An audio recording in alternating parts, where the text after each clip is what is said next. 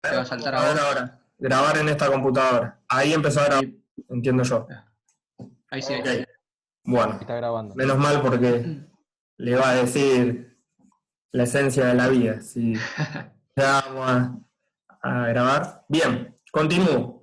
Entonces, este caso puntual de la Ciudad Autónoma de Buenos Aires es la realidad de muchas redes de nivelación locales o regionales que haya en sus lugares de origen o sus pagos. Entonces, básicamente, cualquier red de nivelación tiene una metodología similar para la vinculación al sistema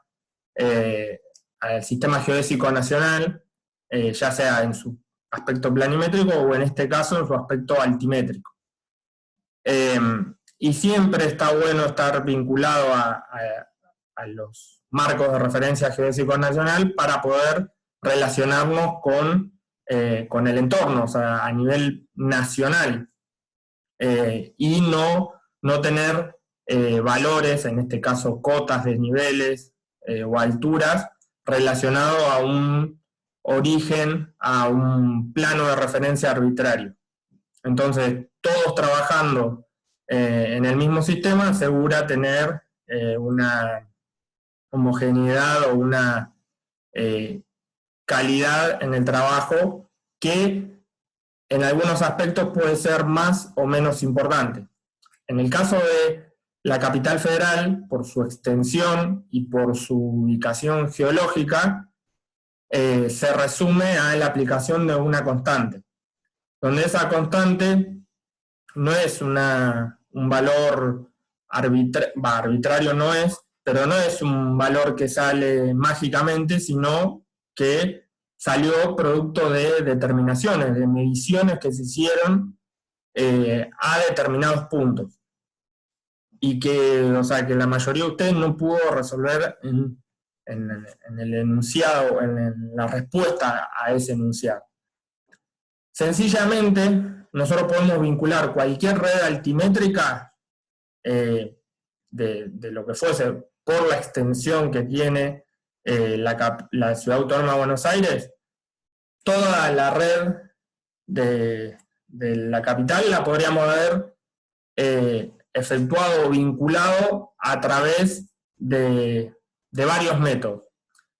El primero, o uno de los métodos, hubiese sido encontrar puntos de nivelación de la red altimétrica de la ciudad, donde tienen su correspondiente cota OSN, como se los pasamos nosotros. O sea, imagínense que nosotros tenemos el punto de MNBA y GLIODES, lo tenemos expresado en el sistema de la ciudad. Si nosotros partimos de algún punto con cota IGN y lo nivelamos y efectuamos una nivelación hasta esos dos puntos, ahí obtendríamos la nivelación, la cota IGN del Museo Nacional de Bellas Artes y de GLIODES respectivamente. Hasta ahí no hay dificultades, ¿no?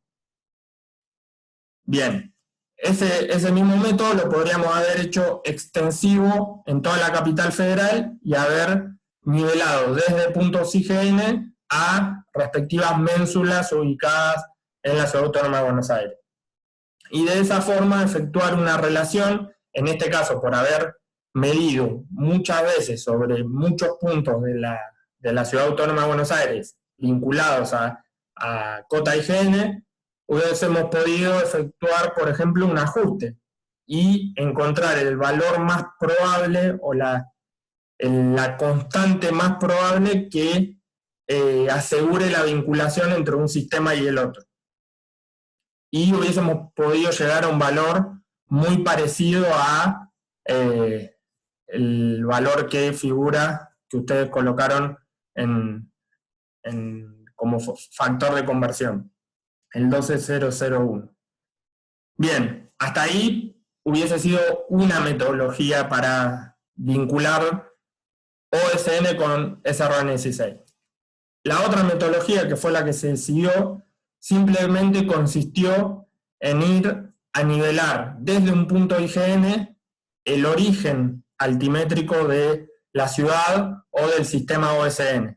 Con lo cual, Si nosotros conocemos cuál es la cota IGN del origen de ese sistema, automáticamente conocemos las cotas IGN de toda la red altimétrica de la Ciudad Autónoma de Buenos Aires.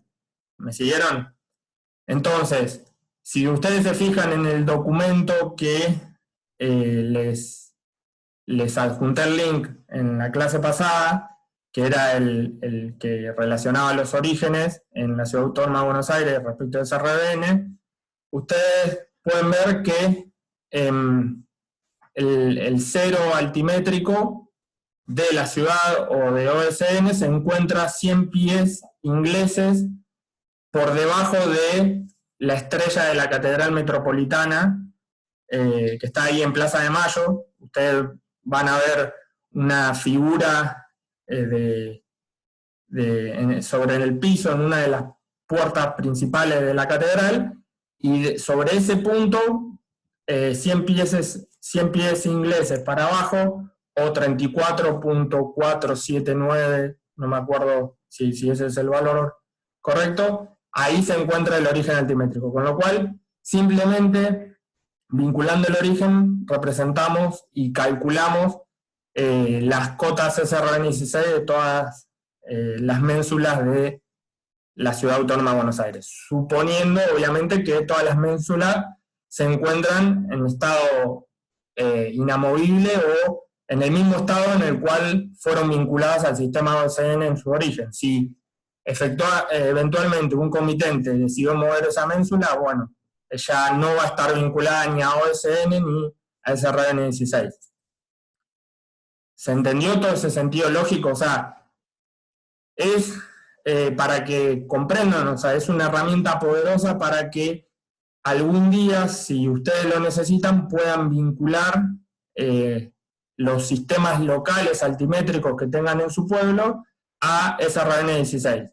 Tal vez no conociendo el origen, porque en muchos casos ese origen es totalmente arbitrario, pero sí tal vez relacionándolo a uno o más puntos fijos altimétricos de SRN16 o de la red de nivelación argentina, y con eso pueden, según la escala del trabajo y la ubicación geológica de esa red altimétrica, pueden establecer a través de una constante una relación entre el sistema local y el sistema SRN16.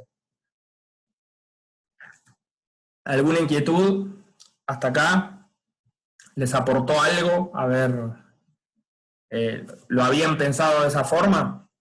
O sea, ¿de por qué? ¿De dónde salía ese 12001?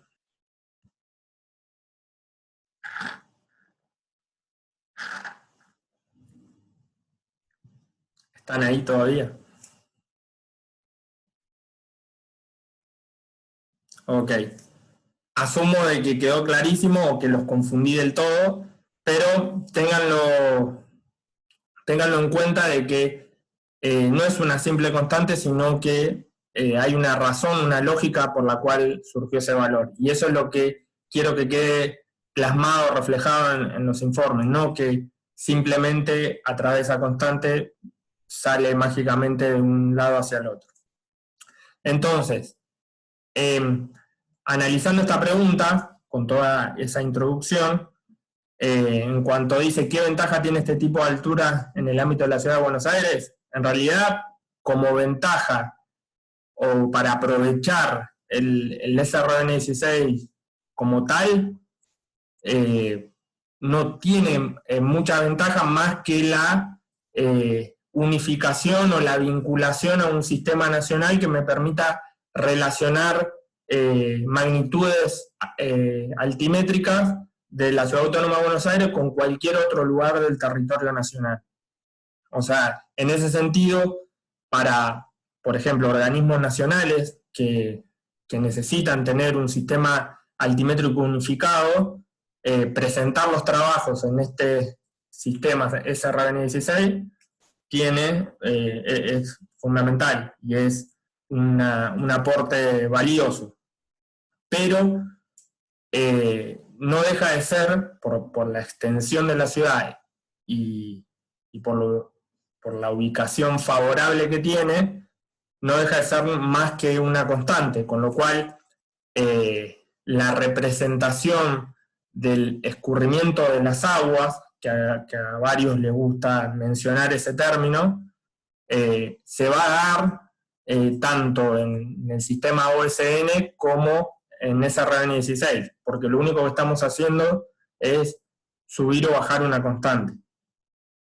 El aprovechamiento de SRN16 como tal se logra en extensiones grandes o geológicamente comprometidas, en zonas geológicamente comprometidas, donde por ahí la determinación de una sola constante no es suficiente y hay que evaluar la aplicación diferencial de esa constante para que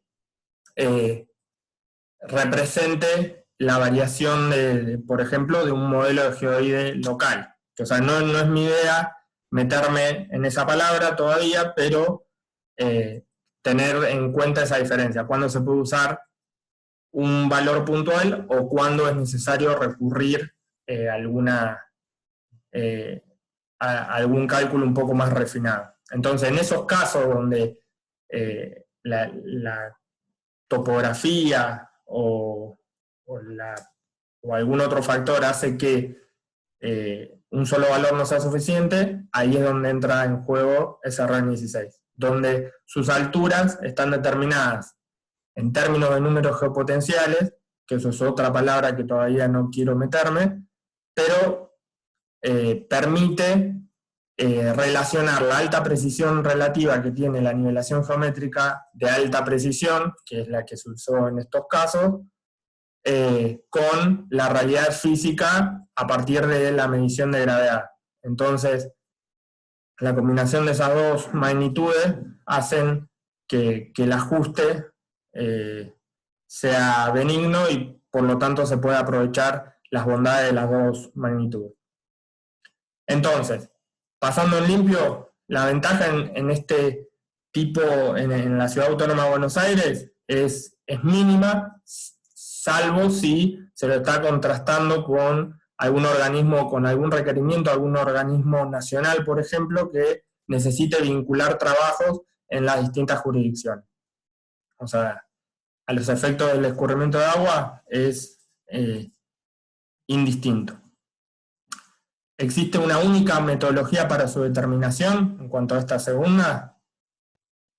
Ya vimos... Perdón, Hernán, sí. Una sola cosita más. Más allá de todo lo que comentaste, es importante también destacar que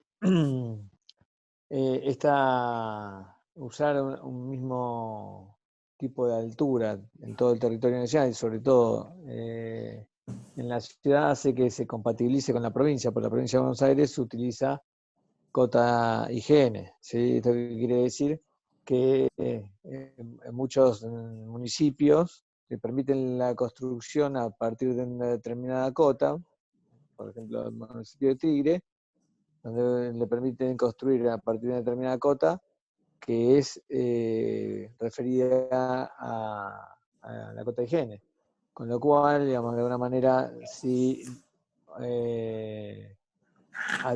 cruzar la General Paz, digamos, hay un salto entre lo que es la cota de la ciudad referida a la sanitaria de la nación y la provincia que está referida a higiene, un salto de 12 metros. O sea, es importante que, más allá de los comentarios sobre los organismos nacionales que utilizan el sistema de alturas nuestro, es importante integrar todas las localidades del país a un mismo sistema para poder,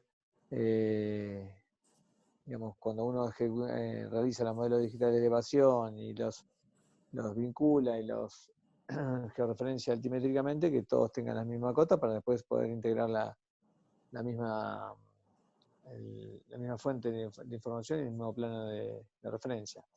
Eso es lo que quería agregar. Bien, muchas gracias, Sergio. Que en realidad ahí hay que hacer una distinción donde no va a ser un plano de referencia, sino una superficie de referencia, que bueno, que ahí es un poco una de las bondades de SRN16. más allá de que, además, dentro de las funciones o de las mejoras que tiene el utilizar este sistema de referencia nacional, este sistema de referencia vertical, es que también va a contribuir o va a mejorar la productividad si nosotros queremos utilizar nuevas tecnologías.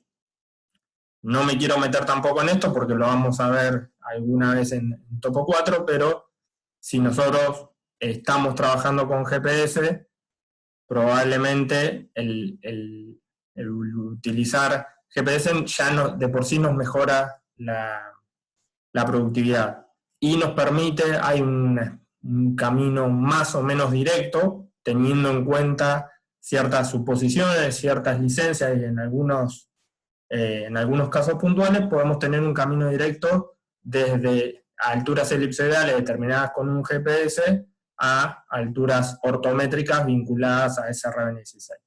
Entonces, hay varios motivos por el cual ese RB16 pasa a ser una buena alternativa para vincular los trabajos. O sea, esto lo que comentaba Sergio de entre dos jurisdicciones es un caso muy común, entre dos jurisdicciones, bueno, lo mismo que dos provincias, o sea, siempre hablar en un mismo idioma geodésico, en este caso, es ventajoso. Entonces, ¿existe una única metodología para su determinación? Vimos que no, que si bien lo más cómodo en este caso es aplicar un simple factor de corrección, esos 12 metros con 001, para pasar de un lado hacia el otro, podríamos eventualmente agarrar algún punto de la red de nivelación argentina y efectuar una nivelación geométrica desde ese punto hasta las ménsulas que están acá dadas como puntos fijos, y con eso hubiésemos obtenido un resultado muy parecido. Obviamente, desde un aspecto un poco más trabajoso, o sea, ejecutar siempre una nivelación geométrica implica más esfuerzo que resolverlo en gabinete, pero es una metodología válida al fin, y, o sea, totalmente un recurso válido. Entonces, ¿cuál se utilizó y por qué? A eso apuntaba un poco, decir que si bien se hubiese podido resolver de la otra forma, que se utilizaba el factor de conversión para poder pasar de un lado hacia el otro. Esas tres preguntas para ustedes, ¿quisieron significar lo mismo que nosotros después de esta explicación la habían interpretado de la misma forma? ¿O ahora entienden un poco, o sea, les aumentó un poco más el universo conceptual? ¿Quedó claro? Yo los había entendido un poco distinto. El de la ventaja, por ejemplo, no sé, o sea, como que entendí que había una diferencia quizás numérica o en los desvíos o en algo que afectara de mejor o peor manera trabajar con las cotas SRBN 16 o con las cotas de Cava. Como que lo entendí un poco por ese lado y no entendí, como que, o sea, sabiendo que eran dos planos de referencia y que se pasaba restando, sumando 12,001 de uno al otro, no entendía cómo podía afectar eso en que sea más ventajoso usar SRBN16. No pensé que iba en base a que era un sistema de referencia nacional. Como que eso se caía de maduro, pero nada, bueno. Ok.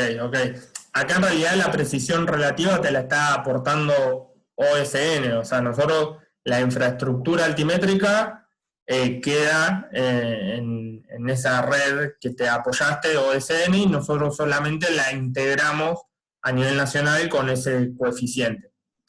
Obviamente que siempre es aconsejable, sobre todo en términos de la Ciudad Autónoma de Buenos Aires, de intentar verificar esas ménsulas por lo que les mencioné hace un ratito, o sea, de que producto de las modificaciones de fachada, si bien cada vez que se hace una modificación de fachada donde hay una ménsula, en teoría tienen que avisar y tiene que ir alguien de la municipalidad para nivelar, lo cierto es que a veces modifican la fachada, sacan la ménsula, hacen lo que tienen que hacer y la vuelven a poner toda muy bonita y obviamente esa ménsula ya no sirve más. Entonces, generalmente, si en la zona de trabajo donde están tienen la posibilidad de vincular 2 o 3 ménsulas, que en general están bastante cerca, cuando existen, por ahí hace que se queden tranquilos en la ejecución de sus trabajos. Pero bueno, o sea, eso es una de las desventajas de materializar la red altimétrica en base a ménsulas, que son fácilmente reemplazables o movibles en el mismo plano vertical. En algunos casos no hay que dejarse llevar por la intuición y desconfiar de que si la pared está muy bien pintada y la ménsula no tiene ni un poco de pintura, es que evidentemente la removieron y después la volvieron a poner en el lugar donde les pareció al pintor o al arquitecto o a lo que fuese. Ok, eso es un paréntesis, notas al margen. Relacionado con esto, o sea, me parece, no sé si creo que viene a cuento lo que les voy a mencionar. No sé si alguna vez tuvieron la oportunidad de navegar la página del IGN y en particular conocer las distintas redes altimétricas en las cuales el IGN ha venido desarrollando y midiendo a lo largo del tiempo. O sea, desde el principio de 1900 que el IGN ha empezado a nivelar a lo largo y ancho del país. Si bien la idea no es darle una clase extensa sobre la red de nivelación argentina, sí me parece interesante poder profundizar en la lógica de la nomenclatura por si alguna vez necesitan acceder a las herramientas de búsqueda o a la red de nivelación en alguno de sus aspectos, ver cómo se nomenclan y cómo se busca dentro de la página, que creo que está de una forma bastante intuitiva, pero que también, o sea, como una herramienta más para la planificación de nuestros trabajos. ¿Alguna vez en alguna materia ya le han hecho algún tipo de introducción a la red de nivelación argentina? ¿Saben cómo se nomencla o se menciona cada punto que integra la red de nivelación? ¿Alguno lo sabe?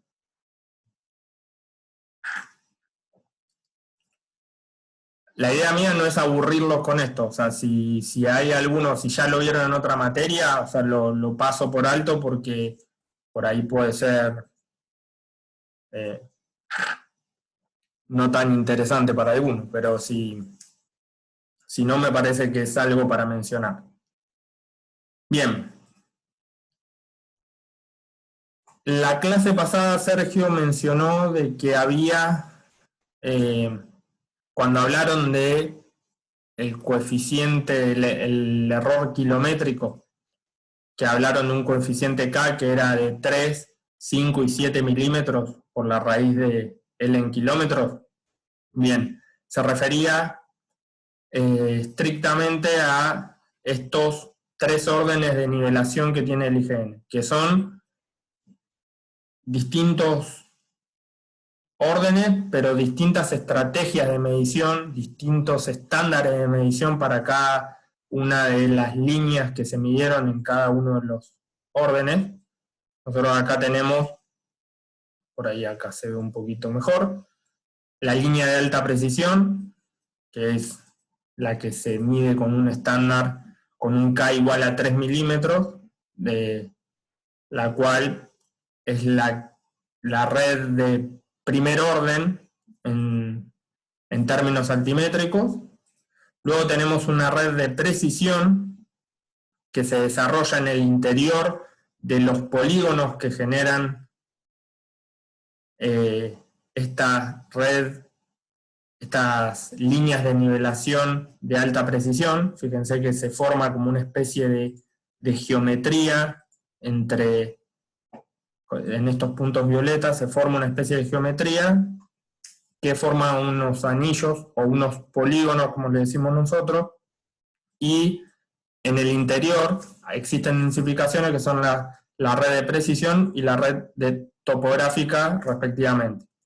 O sea que son líneas, como bien lo nombramos, pero en realidad esas líneas están compuestas por puntos de nivelación. O sea, no son líneas como tal, sino que son mojones físicos en el terreno, generalmente desarrollados a la vera de las rutas, porque eso facilitaba el desarrollo de la nivelación, y bajo estos esquemas, bajo esta lógica. Entonces, si nosotros hacemos un poco más de zoom, vamos a ver un momento que vamos a empezar a ver la nomenclatura de estos puntos. Si se fijan acá, hay un punto que parece que sigue una cierta lógica de nomenclatura, donde hay entre paréntesis un número que es el 28 y acá entre paréntesis otro número que es el 30. A ver, esperen si me voy para acá.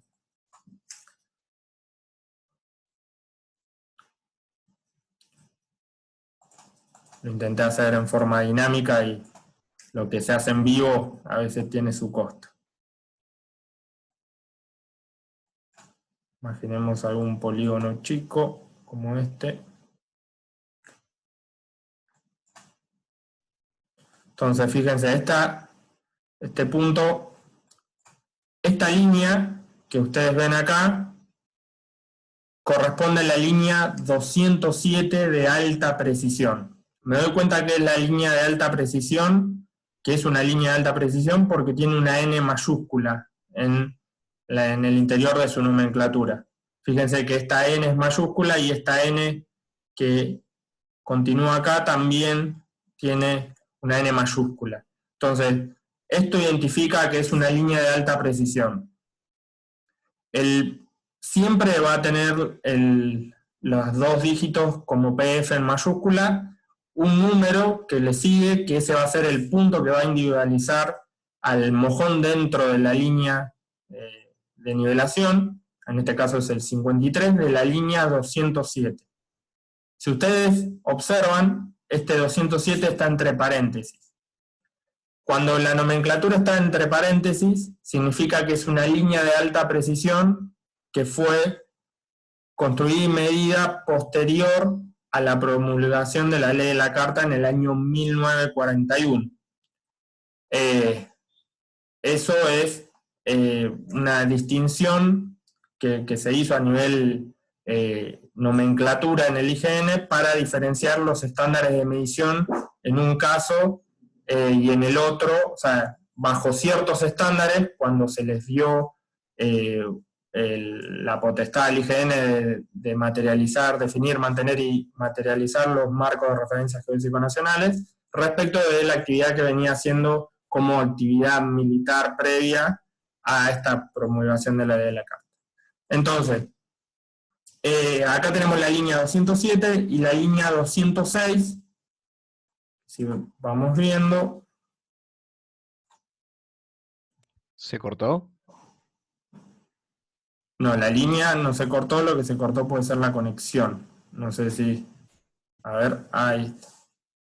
Conexión a internet es inestable. No sé si ustedes me están viendo. ¿Me ven bien?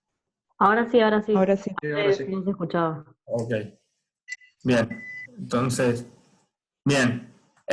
línea 206, línea 18, y así podemos continuar con el resto del polígono que les mencioné. Si nosotros prendemos ahora el orden de precisión, acá vamos a ver una lógica de nomenclatura donde se conserva el PF, donde ahora la N va a ser minúscula en lugar de mayúscula como la veíamos antes, y acompañado de ese número encerrado entre paréntesis, aparece una letra mayúscula. Esto es importante, que la letra sea mayúscula, y eso denota de que es una línea de orden de precisión, es decir, PF, el 8 que individualiza el punto en la línea, N minúscula, y 73, que es el número del polígono, y D, que es mayúscula, que es de precisión. Fíjense qué pasa cuando nosotros prendemos el tercer orden.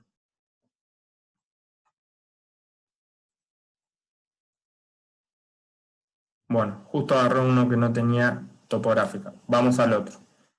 Fíjense que se corresponde, tiene 59, agarramos el polígono 59, antes estábamos en 73, ahora el 59.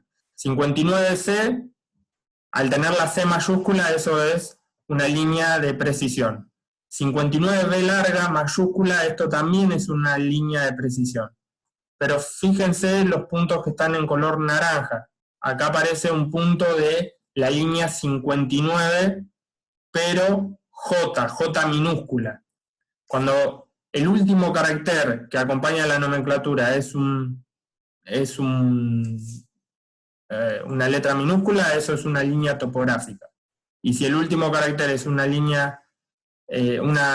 letra mayúscula, es una línea de precisión. Por eso es importante que cuando ustedes soliciten o no encuentran algún punto, sean bastante estrictos con la forma de referirse para que eventualmente alguien del IGN los ayude a encontrar cuál es el punto que ustedes quieren. Entonces, fíjense que acá hay una similitud entre este número que está acá adentro, que es el 59C, con este 59J. El 59 caracteriza al polígono, es decir, a todos estos puntos que van a estar densificando a la red de nivelación en el interior de este polígono que quedó delimitado por las líneas de alta precisión, a esto se le va a llamar polígono. Y todas las líneas van a tener ese mismo numerito de relación que los relaciona a cada uno de ellos. Pero con la salvedad de que cualquier línea que se suceda en el interior va a ser discriminada con una letra mayúscula, y cualquier línea topográfica que suceda en el interior va a ser discriminada con una letra minúscula.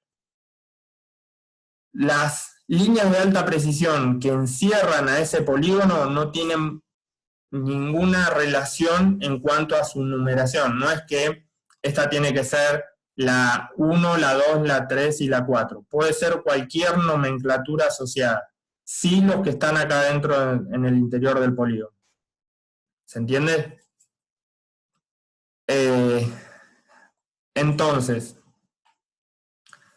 fíjense que, no sé si me va a soportar el servidor, pero la cantidad de información que hay asociada a la red de nivelación argentina, hay 34.000 puntos.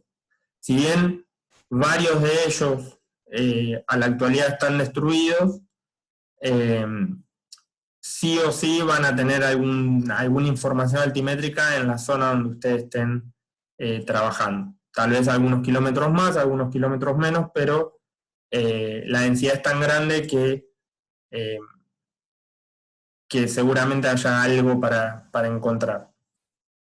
Y una forma de encontrarlo es explorando este mapa, o bien una forma un poco más ágil, de acuerdo a la información que se tenga de base, es utilizando esta forma, que es a través de las herramientas de búsqueda, donde, según la necesidad que tengamos nosotros en filtrar la información de todos esos puntos que vimos recién en el mapita, es que podemos acceder a estas herramientas. Es decir, podemos por un sector, es decir, identificando un paralelogramo donde le decimos una posición inicial, una posición final, y eso nos va a agarrar todo lo que esté dentro de ese rectángulo y nos los va a traer indiscriminadamente por el orden de la nivelación. Proximidad, donde le vamos a decir una posición de la zona de trabajo, obviamente aproximada, y un radio de búsqueda en kilómetros, y de ahí todos los puntos que estén en esa zona nos los van a traer, y vamos a poder usar esa información, ya sea viéndola en pantalla o bien descargándola a distintos formatos. Nomenclatura del punto, si nosotros ya conocemos estrictamente esa nomenclatura y lo ingresamos ahí y lo va a encontrar sin problema, a través de una carta topográfica, provincia, departamento, partido, o una línea. Una línea que, como yo les mencioné, por ejemplo, no sé, línea 200. Acá hay un detalle más que se los mencioné, pero muy por encima, lo de anterior a la ley de la carta. ¿En qué se diferencia una nomenclatura anterior a la ley de la carta respecto a una nomenclatura posterior a la ley de la carta? Es que, además del estándar de medición asociado a cada una, el paréntesis que acompaña ese número de polígono o a ese número de línea de alta precisión no existe. Entonces nosotros cuando encontramos un punto que no tenga paréntesis en la construcción de la nomenclatura, entonces podemos llegar a la conclusión de que es un punto anterior a la ley de la carta. Entonces, nosotros le decimos, por defecto está desactivado, entonces le decimos que no es anterior a la ley de la carta, queremos buscar un punto de la línea 200, introducimos el código de seguridad, y acá nos trae toda la información de la línea 200. Fíjense la construcción de la nomenclatura. Como le dijimos que no queríamos la anterior a la de la carta, nos trajo solamente la línea que tiene un paréntesis. Y esa información, si nosotros vamos hacia abajo de todo, podemos descargarlo a múltiples formatos. Es decir, a Excel, si nosotros queremos hacer alguna manipulación analítica de esa información, queremos relacionar cotas, desniveles o lo que fuese, lo podemos exportar a Excel, a Google Earth, para poder visualizar y planificar nuestros trabajos, a Mapsur, si lo queremos descargar y cargarlo en nuestro navegador Garmin, por ejemplo, OSI Explorer, que es algo que ya está casi en desuso para las nuevas generaciones, y Shape, que es algo bastante conocido si lo queremos manipular y hacer alguna cartografía temática o cargarlo en QGIS, ArcGIS, Global Mapper, etc. Entonces, por ejemplo, podemos exportar la información a Google Earth. Acá hay una serie de referencias que se indican, porque cada color que vamos a visualizar va a tener asociado alguna característica, y acá se da un detalle de los tipos de puntos con los cuales nos podemos encontrar al descargar esta información. Entonces, descargamos.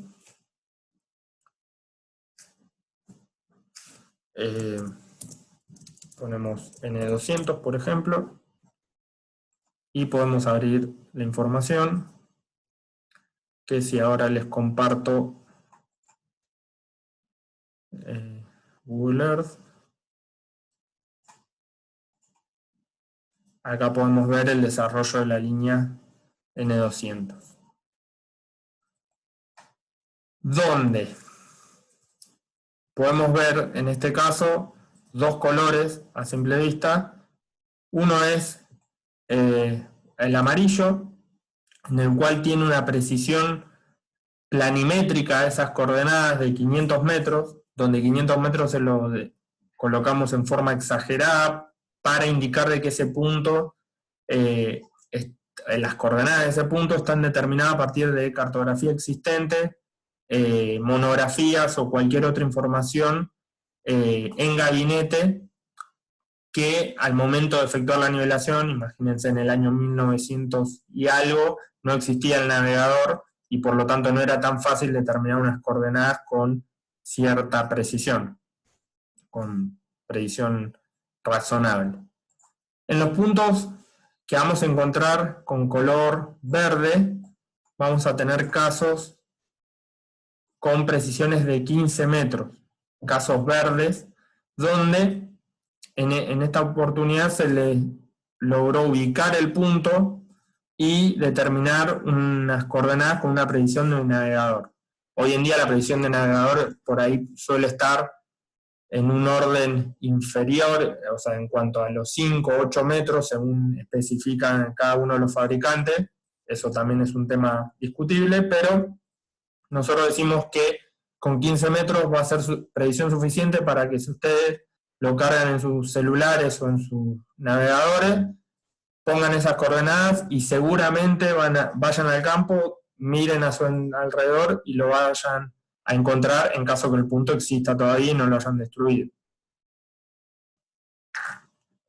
Y finalmente tenemos también un color verde asociado, pero que hoy tiene precisión de 0.05 metros, es decir, 5 centímetros, en el cual este orden lo reservamos para aquellos puntos que tienen una aplicación dual, es decir, que se pueden utilizar con fines altimétricos porque tiene un valor de cota SRBN16 de muy alta precisión, pero también con fines planimétricos para cualquier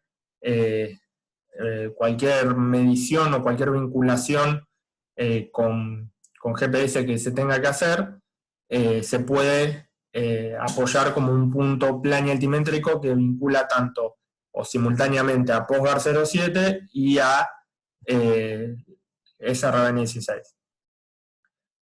Entonces, nosotros al efectuar alguna planificación de nuestro trabajo, siempre vamos a tener que estar interesado en una herramienta, creo, parecida a esta, donde no se confíen siempre en que vaya a haber un punto cerca de la zona de trabajo, y si lo hay, verifiquen el estado constructivo. Por ejemplo, este tiene muy buen estado, tiene 15 metros, pero el estado de la marca P y P de la chapa principal dice que está destruido. Entonces, es un mojón que se tuvo la certeza que se encontró, estaba destruido y se lo caracterizó de esta forma, y que efectivamente si van al terreno no lo van a encontrar. Me pareció una información interesante porque puede llegar a servirles, tal vez no ahora, pero en su vida profesional les pueda ser de utilidad. Y una cosa que me faltó comentarles es que hasta ahora fue toda información planimétrica, pero realmente si queremos entrar en el detalle, podemos ver el punto, podemos ver su monografía, ver fotos del punto en caso de que haya. En este caso, estas fotos o bien fueron por operadores del IGN que fueron a reconocer esos puntos y a verificar que la existencia de los mismos, o bien por usuarios que aportaron fotos como para decir a tal fecha este punto existía. Podemos ver coordenadas aproximadas, que si bien acá dice precisión de 5 centímetros, acá está redondeada a la décima de segundo, y como ustedes la mayoría ya cursó Geodesia 2 o la está cursando, estas coordenadas tienen una precisión bastante menor que 5 centímetros, por lo menos por la cifra significativa. Entonces, esto es a los fines de poder encontrar y ubicar, como les dije, en el campo con esos más o menos 15 metros. Acá está el detalle de la cota, que es lo que realmente la mayoría de ustedes, si entra por esta estrategia o esta herramienta de búsqueda, la va a necesitar o encontrar, donde van a poder ver 3 cotas distintas. Como la nivelación es una técnica muy costosa, o sea, implica no solamente un estándar de medición muy riguroso, sino la logística asociada a todo eso es infernal. Trasladar una referencia altimétrica precisa a una zona era un esfuerzo considerable. Entonces, dejar un solo valor de altura era por ahí un despropósito, diciendo, bueno, si se destruye ese mojón, ya está, perdemos la referencia altimétrica en la zona.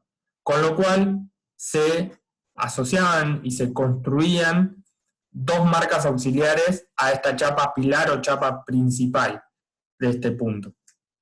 Que esta marca particularmente estaba muy cerquita de la chapa pilar, pero esta estaba a unos metros, cosa que si el pilar era si el pilar era removido por completo, aún así, con una monografía y ubicando un poco, dándose un poco de maña, se podía llegar a determinar, a recuperar el valor altimétrico en la zona. Entonces, por eso es que van a ver varias alturas asociadas cuando ustedes exploran algún determinado punto. Pero en general la que ustedes van a utilizar siempre va a ser la chapa pilar o la chapa principal. Por último, en caso que ustedes necesiten o quieran utilizar ese punto también para vincularse planimétricamente o geocéntricamente a PostGres 07, con esta opción también pueden relacionar o vincular las bases de datos geodésicas, tanto del aspecto altimétrico, como estábamos viendo recién, al aspecto geocéntrico con PostGres 07, y acá le trae la información asociada al mojón que acabamos de ver del PF36 de la N200, también es coincidente con un punto de la red, de una red tucumana en particular. Y acá sí tenemos un poco más de decimales que los que veíamos acá arriba, porque acá el objetivo sí es vincularse geocéntricamente o planimétricamente. Y también disponemos de las coordenadas cartesianas geocéntricas. Bien. Espero que le haya resultado atractivo toda esta introducción o estos comentarios, pero me parece que siempre que está bueno poder mostrar este tipo de herramientas, no como propaganda hacia el IGN, sino como verdadera herramienta profesional que nos puede ayudar y jugar a favor nuestro. Bien. ¿Alguna consulta, algo que haya, alguna inquietud, algo que no se haya entendido bien? ¿Algo relacionado a la actividad práctica, a la última actividad práctica?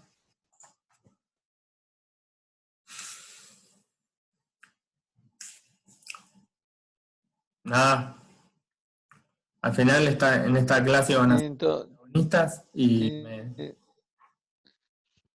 tiene todo muy claro estos chicos. La verdad que no entiendo qué pasa. Entonces, ¿le transmitimos miedo? Cada vez damos mejor la clase, entonces no quedan dudas. Exactamente, yo creo que va por eso, aunque sea como para autoconvencernos. Yo quería hacer una pregunta. Sí, la que quiera. En este práctico, hablando de la tolerancia y precisión que hablamos en algún momento. Sí.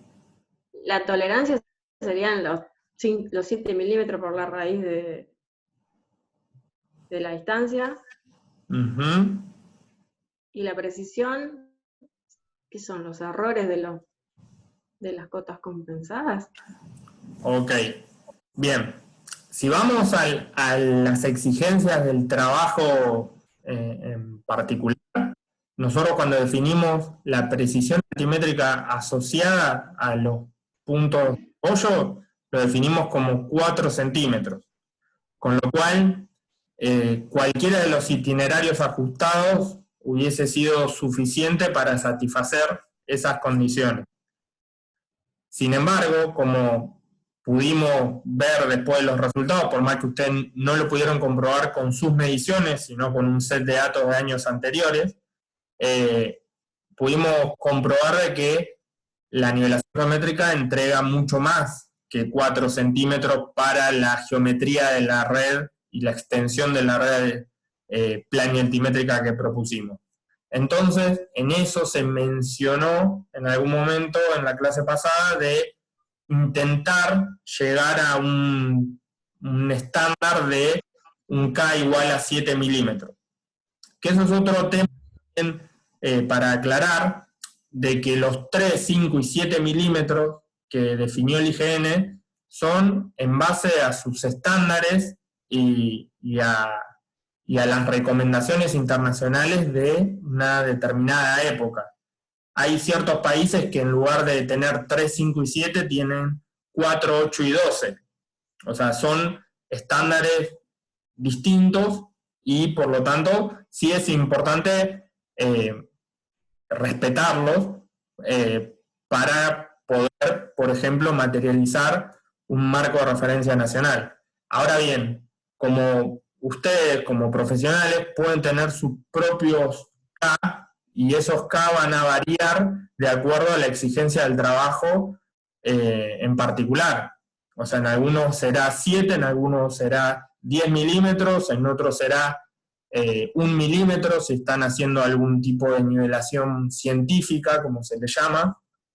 En fin, o sea, es un K que no porque en Argentina el IGN haya adoptado 3, 5 y 7 respectivamente, ustedes para satisfacer una nivelación topográfica van a tener que llegar a ese 7 igual que el IGN, porque para eso se tienen que cumplir varias condiciones, más allá de tener algún operador bien entrenado, ¿no? Entonces, con respecto a tolerancia, si vamos al nivel del trabajo práctico, sí eran 4 centímetros. Si vamos a satisfacer digamos, como una especie de comprobación adicional, íbamos a buscar los 7 milímetros por la raíz de L en kilómetros. Y con respecto a la última pregunta, respecto a la precisión, eso sí, la precisión te lo va a dar una vez que vos compenses las mediciones, o sea, a posteriori. Y esa precisión es la que ustedes calcularon a partir de las raíces de la matriz diagonal de la matriz varianza-covarianza, que rondaba en el orden de los 2 milímetros, 3 milímetros, pero a eso apuntaba. No sé si quedó clara la pregunta. Sí, sí, perfecto. Bien. Gracias. ¿Alguna otra consulta relacionada? Porque eso lo detecté bastante en los trabajos que pude mirar en el día de ayer y de hoy, con respecto a eso, a la confusión que hay en el coeficiente K. Yo tengo consulta, pero en cuanto a cuándo es necesario hacer una compensación, por ejemplo, en este caso, con mínimos cuadrados. O sea, tranquilamente, yendo de una cota conocida a otra cota conocida, se podría hacer el camino sin cerrar las cotas, sin compensarlas, a eso me refiero. Por ejemplo, si a vos... Determinar la cota de los puntos sin compensarlas por mínimos cuadrados. Bien, entonces, vos empezás la nivelación en Heliobes, llegás hasta el Museo Nacional de Bellas Artes, si te daba 0 el error de cierre, fantástico, o sea, ya ahí tenés la compensación. O sea, ahí no... A mí me da un error más o menos de 9 milímetros. Ok, 9 milímetros. Entonces, ese delta, ese error de cierre, de alguna forma lo tenés que distribuir a lo largo de tus mediciones, bajo algún criterio. O sea, por más de que esos 9 milímetros estén dentro de la tolerancia del proyecto, al momento de entregar los resultados al operador, al comitente, no le podés dar un resultado que no esté cerrado eventualmente, o sea, queda desprolijo. Entonces, tenés que adoptar algún criterio para prorratear esa diferencia a lo largo de la línea. Se lo podés asignar todo al último punto, se lo podés ir asignando progresivamente, por ejemplo, a lo largo de la línea de nivelación, es decir, si tu desarrollo fue de 1 kilómetro, bueno, se lo vas prorrateando inversamente proporcional a la distancia, por ejemplo, sería un criterio. El tema es que volvemos a lo mismo que sucedía con la compensación de ángulos horizontales y verticales. O sea, cuando vos haces ese prorrateo, si bien numéricamente en los ángulos horizontales el método del promedio te daba equivalente al método riguroso, con la diferencia del método riguroso te aportaba errores, o sea, asociada, vacilación angular asociada a esas magnitudes. En este caso, al prorratear proporcionalmente, por ejemplo, estás aplicando el criterio de mínimos cuadrados. O sea, sería un promedio ponderado lo que harías, en lugar de distribuir esa diferencia en un solo valor, lo distribuís proporcionalmente y eso es un promedio ponderado y da exactamente lo mismo que compensar por el criterio de mínimos cuadrados con las matrices, las construcciones de las matrices que ustedes hicieron. Entonces, yendo por el camino que vayas, salvo que tomes algún criterio puntual, vas a terminar aplicando mínimos cuadrados. O sea, tal vez en forma escalar o a veces en forma matricial, pero no deja de ser mínimos cuadrados. La diferencia por ahí acá no se notaba del todo, porque o sea, los valores en los itinerarios, por suerte, eran razonables y no había ningún error grosero ni ninguna trampa adicional, más que por ahí ese error involuntario en la nomenclatura que sucedió. Pero en otros casos sí está bueno poder analizar más allá de los valores, qué información estadísticas tenés asociada a partir de la matriz varianza-covarianza. Y otra cosa que está bueno resultar o sacar de estas compensaciones es que nosotros, o sea, el último itinerario no lo hubiésemos podido resolver en forma independiente. Primero porque era un circuito cerrado. Y segundo que los otros 2 itinerarios no tenían asociado al punto 5, con lo cual inevitablemente nos hacía tener que hacer una combinación de ajustes para poder lograr nuestro objetivo final, que era la cota de los 5 puntos de la red. Entonces ahí ves la necesidad de que sí o sí tenías que hacer al menos 2 o 3 recorridos. ¿Entendió? ¿Alguna consulta? Aprovechando que estamos generosos, que no se nos cortó, aprovechen de que pasamos más de 40 minutos y la verdad que no tuvimos que volver a iniciar. Esto es un placer. No sé si queda alguna otra cosa que cubrir respecto a esta temática. O sea, creo que se puede sacar un montón más de jugo, pero bueno, a los efectos del parcial que tenemos la semana que viene, creo que este aspecto está cubierto. Otra cosa que había detectado es lo del valor del sigma 0, que si bien acá no lo expresa, pero la mayoría no lo calculó al valor de sigma 0 en cada caso, o por lo menos no lo expuso en el informe. Tal vez como para cuando se exponga intentar hacer algún comentario, alguna conclusión al respecto, a ver si tiene lógica respecto de los desvíos que detectaron, si está bien, si está mal, si es indicador realmente de la calidad de las mediciones. O sea, si ustedes viendo las cotas y los errores asociados y viendo el sigma cero, ustedes pueden hacer aumentar el criterio de análisis de ese set de datos. O sea, me parece que hay un montón de cosas para cuestionarse y resolver, que a partir de un mismo ejemplo y de un caso básico como el que estamos viendo ahora con 4 o 5 puntos.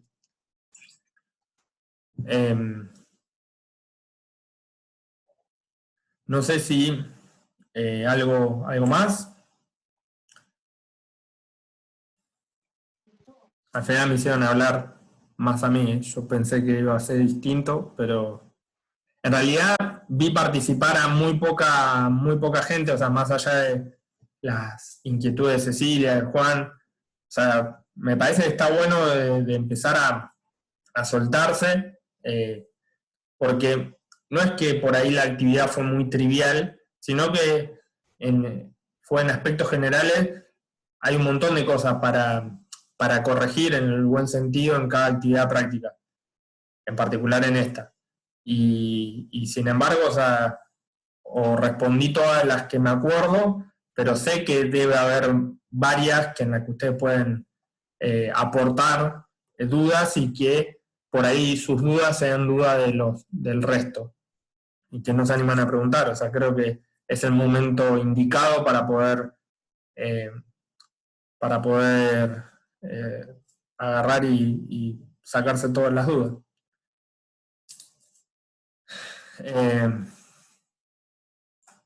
No sé, alguien... Bueno, creo que estamos, ¿no? Digo, Sí. esta clase de Griego Hernán acerca de la parte práctica, mostró los datos en la página del instituto, reforzó un poco lo que vimos la semana pasada. Así que si no tienen ninguna consulta respecto a algo de parcial, nos estaríamos viendo la semana que viene, el lunes a las 6. Ok. ¿No? El parcial va a ser al final por el campus y, o sea, como se había dicho, de forma, ¿cómo se llama? Teórica, ¿era? Va a haber unas preguntas que algunas van a ser para desarrollar, otras para responder de multiple choice. Otra, digamos, pero la idea es, no todas van a ser multiple choice, sino va a haber algunas que para que tengan que escribir algo en el examen para desarrollar. Un poco Probablemente, independientemente de que se desarrolle en el campus, tal vez nos conectemos todos en el mismo horario a las 6 de la tarde, así Sí, la idea es que vamos a conectar todo, sí. un poco las caras, así que si tienen algún problema con la cámara o algo así, tienen una semana para solucionarlo, ya están cordialmente avisados. Así que creo que de esa parte no va a haber ningún problema. O sea, van a ser, como dijo Sergio, a desarrollar multiple choice, o sea, siempre en el esquema del campus. Bien. De mi parte, yo ya estoy. Si alguno quiere hacer alguna otra consulta, es su último llamado, su última oportunidad. Y si no, éxitos para el lunes. Una consulta con lo del campus.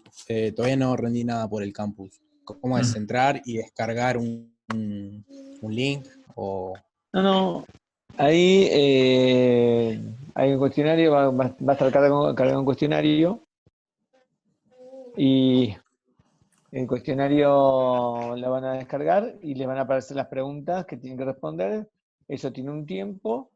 Cuando se cumple el tiempo, se cierra y se envía. Sean respetuosos del tiempo, si no vamos charlando, porque si no, se les corta antes y van a quedar con preguntas sin responder. ¿Sí? Pero la idea es que hay una serie de preguntas, nosotros le vamos a anticipar después cuántas van a ser, cuánto tiempo tienen y eso cuando termina se cierra y se envía solo. Sí. Caen en... Ok.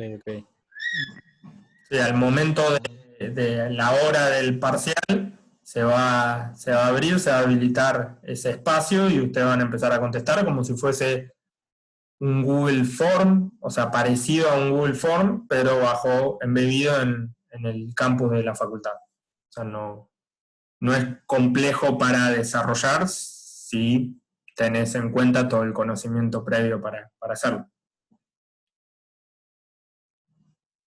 Ok, perfecto. ¿Y no hay que utilizar otros programas? ¿El Excel, el CAD, aparte? O sea, No, es todo no, del formulario. no. Entonces va a ser todo pero por ahí tendrán que hacer alguna cuenta, pero que pueden usar Excel para hacer alguna cuenta, nada más. Perfecto. Gracias. Lo máximo a tener que usar es el Excel. Está bien, yo preguntaba porque, por ejemplo, en mi AutoCAD tarda 1000 años en abrir y nada, para No. tener listo. No van a tener que usar AutoCAD, solamente a lo sumo el Excel. Ok, gracias. Bueno, chicos, que tengan una buena semana y nos vemos el lunes que viene o eventualmente hablaremos por algún medio durante la semana. Sí, que se quede Alejandro Vigilia, si charlamos un minuto con él. Cierro Nos vemos la semana que viene. y después le envío una invitación particular a cada uno. Listo. Chau. ¿Cómo? ¿Nos mandás una invitación nueva o seguimos con esta? No, le envío una invitación nueva. Seguimos, ahora les envío. Chao chicos, que tengan buenas noches. Chao, gracias. Chao. Chao, gracias. Chao, gracias.